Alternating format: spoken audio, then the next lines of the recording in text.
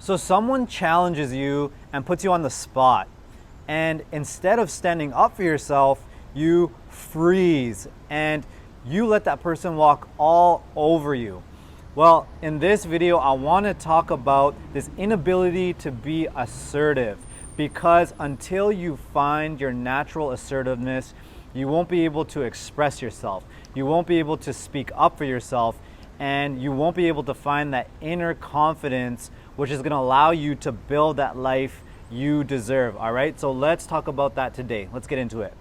All right, welcome to the channel. My name is Ruben, and I used to suffer from social anxiety.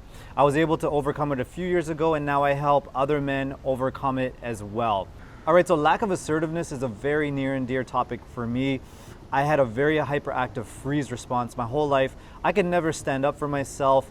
I could never speak up for myself, and I always just froze up when somebody challenged me, confronted me, put me on the spot, and I felt completely helpless and like I had no power to speak my mind. And although that was prevalent in my personal life, it started to really affect my career, because I would find myself in different work environments, and some of them would be extremely toxic. And the people in those environments would have a blame kind of culture. So if something went wrong, they would try to offset the blame people for what's going wrong, and I would often be the target. Why? Because I was so used to that victim stance and not standing up for myself that I was the easy guy to blame. And that's very, very common in the workplace. People will bring forward their problems. This is what I'm dealing with. And me personally, I would just agree with everything, take it all on. It's all my fault.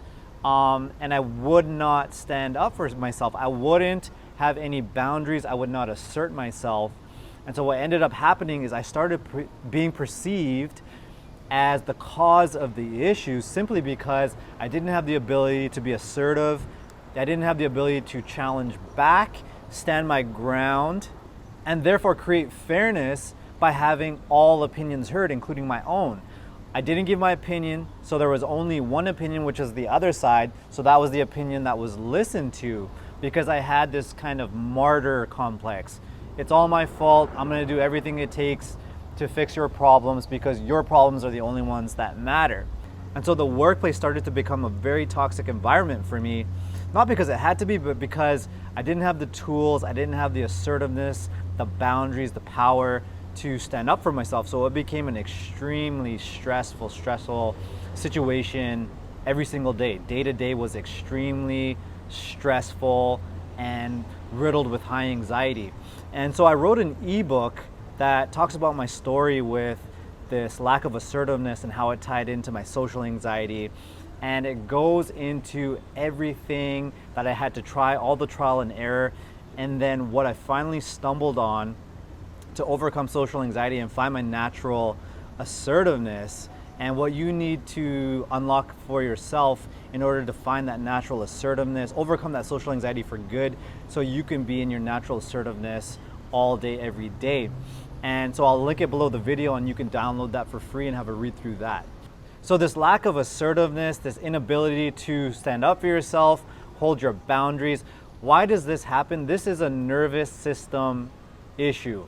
So this is a big misconception, and I searched for this answer for years and years. I went on a crusade to fix my freeze response, and I looked for years, and all I got was surface level techniques. And this will not fix the issue. You cannot look up assertive lines or powerful lines that you can say in moments when you need to stand up for yourself, when you're being challenged. And if you've tried this over and over again and you keep freezing up, you will notice that this is not a technique issue. This is a nervous system issue.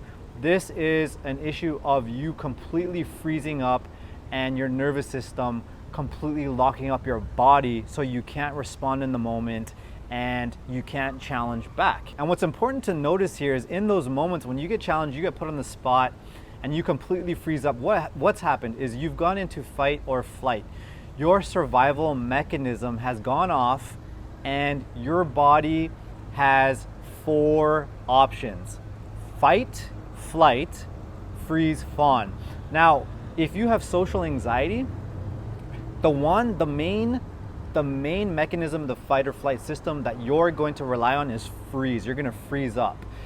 Usually when you have social anxiety, you won't be so much of a fight response. So you're not going to be arguing back, you're not going to be standing your ground and arguing back, or else you wouldn't be watching this video. And another alert to add on is flight, which is fleeing the scene. You can't leave, you're in the conversation, you're in the workplace. So fight, flight's not an option for you, and so what you're unconsciously, it's an automatic response. What your body does is it prepares you to freeze. It's like when you play dead, or an animal plays dead when it's under a threat. Plays dead, that's the freeze response. And so your nervous system will actually lock up your body. It'll take all your inner resources, your breathing, your digestion, your ability to speak. It'll lock it all up in an attempt to freeze. And there's also fawn. Fawn is getting overly agreeable, overly nice.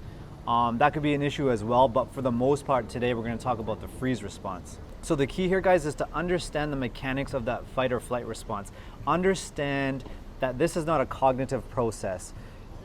You can't just convince yourself to stand up for yourself, because your body will have a completely separate agenda, and you really need to understand the mechanics of what's happening with your nervous system and why it's firing the way that it is. Because when you overcome social anxiety, you won't be locked into one response, like that freeze response.